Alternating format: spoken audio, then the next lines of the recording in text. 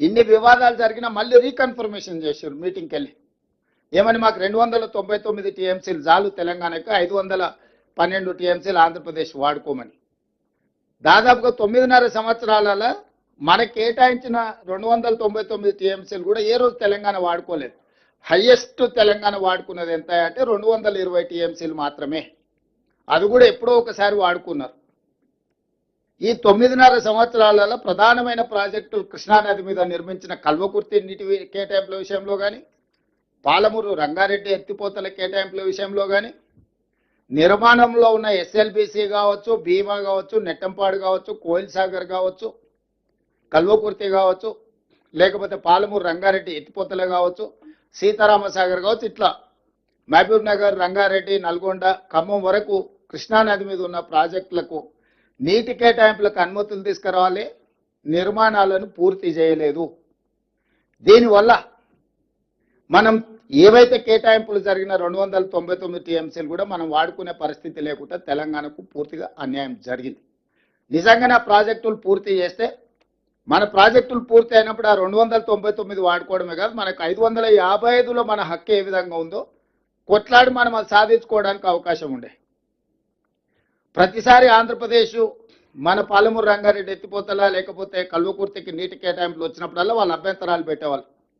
మాకు కృష్ణా డెల్టా ప్రాంతంలో ఆయకట్టు స్థిరీకరించబడ్డది, మా ప్రాంతానికి మొత్తం మా స్థిరీకరించిన ఆయకట్టుకు నీళ్లు వాడుకున్నాకనే మిగులుతూనే తెలంగాణ తీసుకోవాలని ఒక వాదన తీసుకొచ్చి ఏ రోజు కూడా మన కేటాయింపుల విషయంలో స్పష్టమైన ఆదేశాలు తీసుకోవడానికి అభ్యంతరం పెడితే, అండర్ కన్స్ట్రక్షన్లో ఉన్న ప్రాజెక్టులు పూర్తి చేసి ఉంటే మన సమస్యకు పరిష్కారం దొరికి ఉండేది.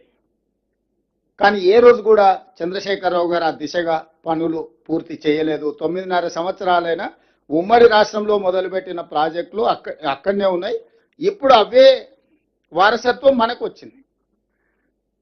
ఇప్పుడు మనము నిరంతరం ప్రయత్నం చేస్తున్నాం ప్రాజెక్టులను ఏ విధంగా పూర్తి చేయాలో, దీనికి కేంద్ర ప్రభుత్వం నుంచి ఏ విధంగా నీటి కేటాయింపులను సాధించుకోవాలని.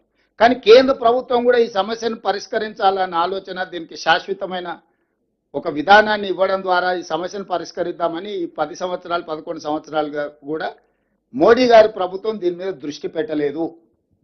ఈ సమస్యల్ని పరిష్కరించుకోవడానికి టెక్నికల్ కమిటీ, అంటే ఈ ప్రాజెక్టులకు సంబంధించిన సాంకేతిక అంశాలు చర్చించడానికి టెక్నికల్ ఆఫీసర్స్ కమిటీ, దీనిపైన చర్చించడానికి ఆఫీసర్స్ కమిటీ, ఎగ్జిక్యూటివ్ ఆఫీసర్స్ అంటే ఐఏఎస్లతోని, ఆ పైన సమస్యలు వచ్చినప్పుడు మాట్లాడుకోవడానికి ఒక మినిస్టర్ లెవెల్స్ కమిటీ, ఆ పైన అపెక్స్ కౌన్సిల్ చైర్పర్సన్ వచ్చేసి జలశక్తి మినిస్టర్, మెంబర్స్గా 2 chief ministers are members Andhra Pradesh and Telangana.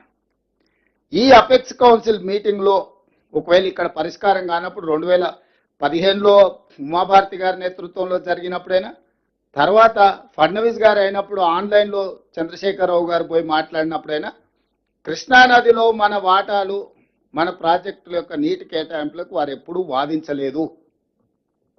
వారు ఏ రోజు కూడా సాధించాలన్న చిత్తశుద్ధితో కూడా వారు ముందుకు పోలేదు. దాంతోనే ఆ సమస్య అట్లనే ఉండిపోయింది. ఇప్పుడు అది జటిలంగా మారింది. సరే, కృష్ణానదిలో ఆ విధంగా మనకు సమస్యలు ఉంటే మన అసలైన హక్కును కూడా సంతకాలు పెట్టి దారదత్తం చేసి వచ్చి కృష్ణాను శాశ్వతంగా కృష్ణా పరివాహక ప్రాంతంలో రైతుల పాలిట ఒక మరణ శాసనాన్ని రాసిన వీళ్ళంతా, హరీష్ రావు గారు, చంద్రశేఖరరావు గారు. ఇక గోదావరికి వచ్చినప్పుడు, ఇప్పుడు గోదావరి మీద చర్చ జరుగుతుంది. సేమ్ గోదావరి నది కూడా మహారాష్ట్ర, తెలంగాణ, ఆంధ్రప్రదేశ్, చివరి రాష్ట్రంగా ఆంధ్రప్రదేశ్ ఉంది. గోదావరి నది మీద కూడా నిర్మాణం చేస్తున్న ప్రాజెక్టులు ఏవైతే ఉన్నాయో, ఈరోజు గోదావరిలో నీటి లభ్యత 1486 టీఎంసీలను గుర్తిస్తే 968 టీఎంసీలు తెలంగాణకు, 518 టీఎంసీలు ఆంధ్రప్రదేశ్. కానీ 2 రాష్ట్రాలు ఆనాడు కాంగ్రెస్ పార్టీ ఉన్నప్పుడే కాంగ్రెస్ పార్టీ ఈ కేటాయింపులను అధికారికంగా ఒక కేటాయింపులకు తీసుకొచ్చింది. ఆ 968 టీఎంసీల మీద గోదావరి ప్రాంతంలో ఉన్న ప్రాజెక్టులు మనం నిర్మించుకోవాలనే ఆలోచనతోని, అది శ్రీపాద ఎల్లంపల్లి కావచ్చు, శ్రీరామ్ సాగర్ కావచ్చు, ఇట్లా చెప్పుకుంటూ పోతే చాలా గోదావరి పరివాహక ప్రాంతంలో నిర్మాణంలో ఉన్న ప్రాజెక్టులతో పాటు 2007-8లో పెద్ద ప్రాజెక్టు, ప్రధానమైన ప్రాజెక్టు ప్రాణహిత చేవెళ్లను ప్రారంభించారు. ఆ రోజు దాదాపుగా 16 లక్షల ఎకరాలకు 160 టీఎంసీలను వాడుకోవాలి. 38,000 కోట్లతోనే ఆ రోజు రాజశేఖర రెడ్డి గారు ఉన్నప్పుడు ప్రాణహిత చేవెళ్ల డాక్టర్ బాబాసాహెబ్ అంబేద్కర్ ప్రాణహిత చేవెళ్ల ప్రాజెక్టును ఆ రోజు పనులు మొదలుపెట్టి 2014 వచ్చేటప్పటికి దాదాపు ఒక 10,000 కోట్ల రూపాయల పనులు కూడా పూర్తి చేయడం జరిగింది.